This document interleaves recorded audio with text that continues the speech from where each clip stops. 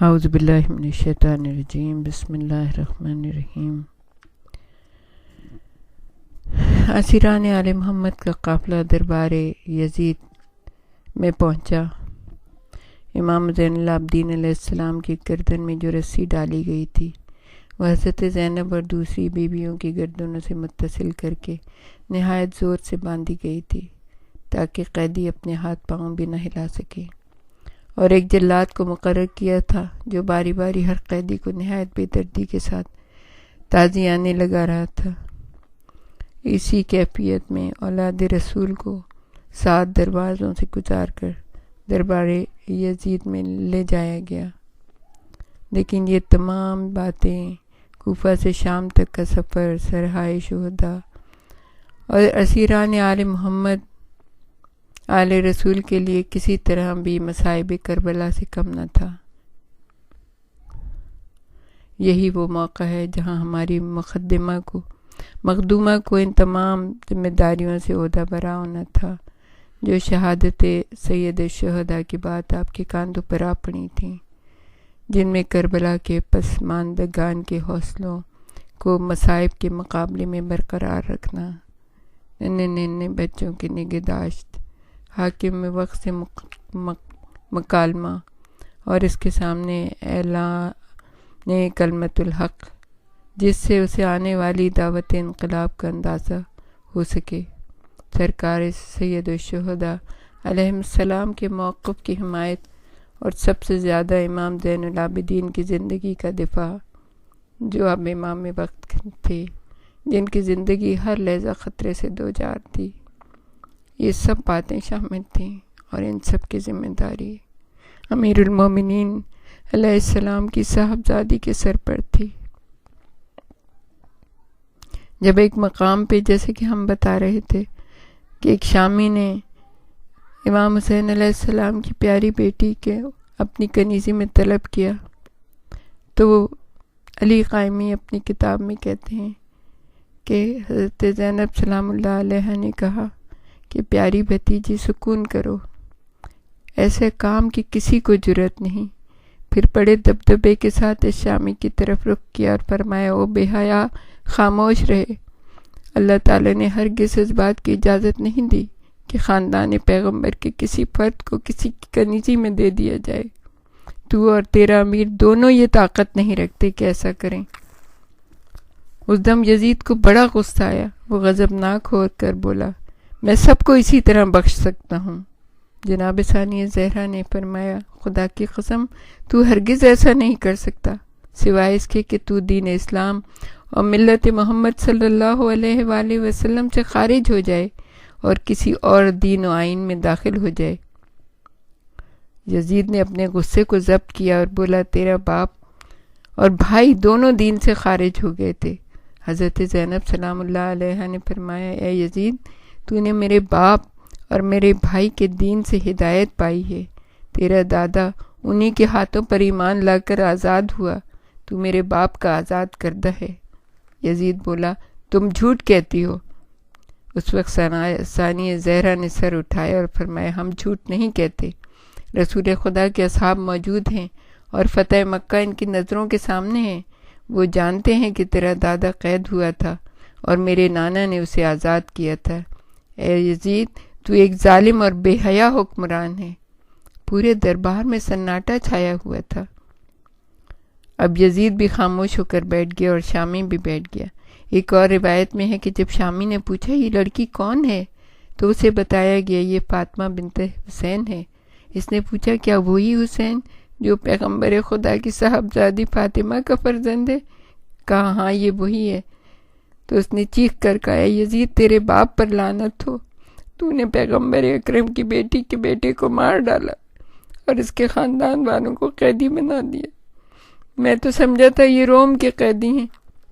یزید نے حکم دیا، اس شامی کو بھی انہی کے پاس پہنچا دو، چنانچہ دربار میں اس کی گردن اڑا دی گئی۔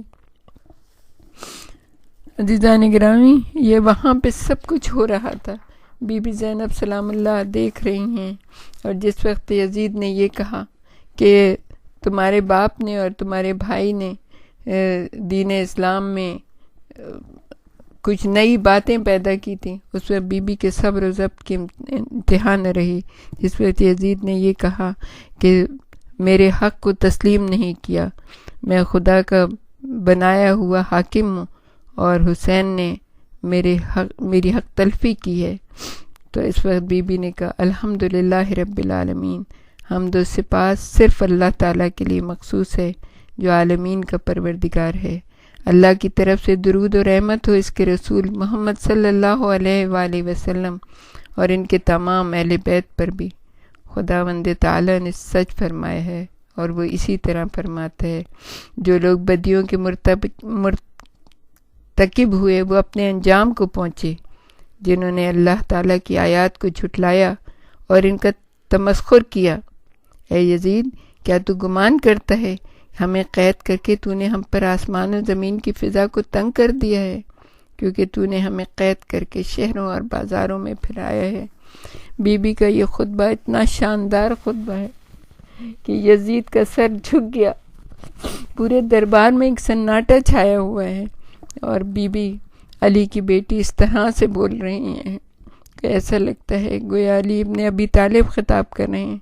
کیا تو یہ خیال کرتا ہے کہ تیرے اس عمل سے ہم اللہ تعالیٰ کے حضور ذلیل ہوئے ہیں، اور اس طرح کیا تو نے اللہ کے سامنے اعزاز و منزلت حاصل کر لی ہے؟ نیز کیا تو یہ گمان کرتا ہے کہ اپنے اس عمل سے تو نے اللہ کے حضور کوئی بہت بڑا کارنامہ انجام دیا ہے، جس نے غرور و تکبر سے تیری ناک پھلا دی ہے، اور تو بڑے غرور سے اپنی چاروں طرف دیکھتا ہے، حالانکہ تو انتہا سے زیادہ خوش اور مسرور ہے. کیا دنیا کو آباد اور اپنی مرضی کے مطابق پاتا ہے، اور کیا تو سمجھتا ہے کہ دنیا کے تمام امور تیری مرضی و منشا کے مطابق انجام پا رہے؟ آپ تصور کیجئے گا ایسا دربار جس میں سارے یزید کے اپنے بیٹھے ہوں، ایک بادشاہ تخت حکومت پہ بیٹھا ہے اور ایک مظلوم بی بی جس کے سر پہ رداء بھی نہیں ہے، جس کے ہاتھ اور گردن بھی بندھی ہوئی ہے، جس کے سینے پہ اپنے بھائی اپنے پیاروں کے کتنے نشان ہیں. وہ کس طرح سے یزید کو للکار رہی ہے. آپ فرماتی ہیں نیز کیا تو یہ سمجھتا ہے کہ ہمارے مقام منصب کو تو نے درست جانا ہے؟ یزید ذرا غور کر اور ان خیالات باطل سے اجتناب کر.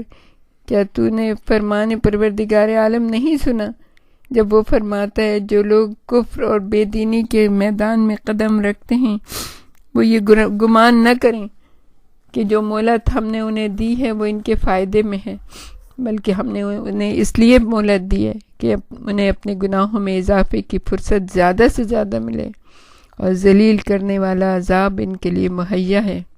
اے ہمارے آزاد کیے ہوئے لوگوں کی اولاد، کیا یہ انصاف ہے کہ تو نے اپنی عورتوں اور کنیزوں تک کو تو سے پردہ بٹھا رکھا ہے، لیکن رسول خدا کی بیٹیوں کو نامحرموں کے درمیان قیدی بنا رکھا ہے؟ ان کے پردہ حرمت کو تو نے پارا پارا کر دیا ہے، ان کے چہروں اور صورتوں کو، ان کے لباس کو خراب کر کے بے پردہ کر دیا ہے، یہاں تک کہ دشمنان خدا ان کو دیکھتے ہیں. انہیں تو نے شہر بشہر پھرایا ہے، حتیٰ کہ شہروں اور دیہاتوں کے باشندے ان کو دیکھتے ہیں، اور دور و نزدیک کے لوگوں نے انہیں تماشا بنا رکھا ہے. ان کے ذلیل اور شریف لوگ ان کی طرف اپنی آنکھوں کو کھولتے ہیں. ان کی کیفیت یہ ہے کہ ان کے مردان کی سرپرستی موجود نہیں ہے، نہ وہ سرپرست اور حمایتی رکھتے ہیں. ابھی بھی کہتے ہیں البتہ ایسے شخص کی طرف سے کیسی مہربانی کی توقع کی جا سکتی ہے جو ان کی اولاد ہو، جنہوں نے اسلام کے پاکیزہ شہیدوں کے جگر کو چبانا پسند کیا ہو. ایسے شخص سے کس طرح مہربانی کی توقع کی جا سکتی ہے جس کا گوشت شہداء کے خون سے بنا ہو؟ اس میں بی بی اشارہ کرتی ہیں اس کی دادی ہندہ کی طرف کہ جس نے جناب حمزہ کا کلیجہ چبایا تھا. پھر وہ شخص کس طرح اہل بیت کے ساتھ کینہ اور بغض میں کمی کر سکتا ہے جس نے ہمیشہ ہم پر بغض و نفرت ہی کی نظر ڈالی ہو، اور جن کے لیے اپنی پوری زندگی میں اس نے کینہ و انتقام کی آنکھ کھلی رکھی ہو، اور وہ اپنے احساس گناہ کے بجائے اپنی غلطی اور جرم کو بہت بڑا جانتے ہوئے کہتا ہے کاش میرے آبا و اجداد میری اس شادمانی اور خوشحالی کو دیکھتے. تو کہتے ہیں یزید تیرے ہاتھ شل نہ ہوں، اور اس کے ساتھ ہی تو ابو عبداللہ کے دندان مبارک پر چھڑی مارتا ہے، وہی حسین جو نوجوانان جنت کے سردار ہیں۔ نہ صرف یہ، پھر تو اپنی شان میں شاعری اور نکتہ افرینی بھی کرتا ہے، لیکن تو کس طرح ایسی باتیں کرتا ہے، در حالانکہ تو نے اتنی قوت حاصل کر لی ہے کہ ہمارے دل کے ٹکڑے ٹکڑے کر ڈالے اور اپنے دل کو ٹھنڈا کرے، محمد کی ذریت کے خون کو بہا کر۔ وہ محمد صلی اللہ علیہ وآلہ وسلم کے اللہ جن پر اور جن کے خاندان پر درود اور رحمت بھیجتا ہے، یہ وہی حضرات ہیں جو خاندان عبد المطلب کے درخشندہ ستارے تھے۔ پھر تو اپنے آباء و اجداد کو پکارتا ہے، تو گمان رکھتا ہے کہ تیرے سوال کا جواب بھی دیں گے وہ، در حالانکہ تو خود بہت جلد ان کے پاس پہنچ جائے گا، اور تو آرزو کرے گا کاش میرے ہاتھ مفلوج ہو جاتے اور میری زبان گونگی ہو جاتی، تاکہ جو کچھ میں نے کہا تھا وہ میں نہ کہہ پاتا اور جو کچھ میں نے کیا تھا وہ نہ کرتا۔ پروردگار، اس کے بعد بی بی اللہ تعالیٰ سے مخاطب ہو کے کہتی ہے، پروردگار ان لوگوں سے ہمارے حق کو وصول فرما لے، ان ظالموں سے ہمارا انتقام لے لے، اپنے غیظ و غضب کو ان پر وارد فرما دے جنہوں نے ہمارا خون بہایا، ہمارے حامیوں کو قتل کیا۔ اور پھر یزید سے مخاطب ہو کے کہتی ہیں، خدا کی قسم، اپنے اس عظیم گناہ سے تو نے صرف اپنے گوشت کو پارا پارا کیا، اور اس کے سوا کچھ نہیں کہ تو نے خود اپنے بدن کے گوشت کے ٹکڑے ٹکڑے کر دیے۔ بہت جلد تو پروردگار کے حکم سے رسول خدا کے سامنے وارد ہوگا، جبکہ ان کی ذریت کا خون تیری گردن پر ہوگا، ان کی عطرت کی ہتک حرمت کا گناہ اور ان کے گوشت پوشت کا عذاب تو اپنی گردن پر رکھتا ہوگا۔ یہ وہ دن ہوگا جب اللہ نے اپنے نبی اور ان کے خاندان کو اپنے سامنے جمع کر رکھا ہوگا، ان کے بکھرے ہوئے افراد کو اس نے اپنے سامنے جمع کیا ہوگا، اور ان کے حق کو ان کے دشمنوں سے طلب فرمائے گا، یعنی اللہ ان کے حق کو ان کے دشمنوں سے طلب فرمائے گا۔ اور ان لوگوں کو مردہ نہ جانو جو اللہ تعالیٰ کی راہ میں شہید ہوئے۔ وَلَا تَحْسَبَنَّ الَّذِينَ قُتِلُوا فِي سَبِيلِ اللَّهِ أَمْوَاتًا بل احیاء ربهم یرزقون۔ اور ان لوگوں کو مردہ نہ جانا جو اللہ تعالیٰ کی راہ میں شہید ہوئے، بلکہ وہ زندہ ہیں اور اپنے پروردگار عالم سے رزق حاصل کرتے ہیں۔ اس کے بعد بی بی یزید سے کہتی ہیں، پس اے یزید، یہ تیرے لیے کافی ہے کہ تو قیامت کے دن اللہ تعالیٰ کے سامنے جواب دہ ہوگا۔ محمد صلی اللہ علیہ وآلہ وسلم تیرے خلاف دعویٰ کریں گے، اور جبریل ان کے گواہ اور مددگار ہوں گے۔ بہت جلد ایسا ہوگا کہ جن لوگوں نے مکر و فریب کر کے تجھے مقنعت اقتدار پر بٹھایا ہوگا، اپنے کیے پر جواب دہ ہوں گے۔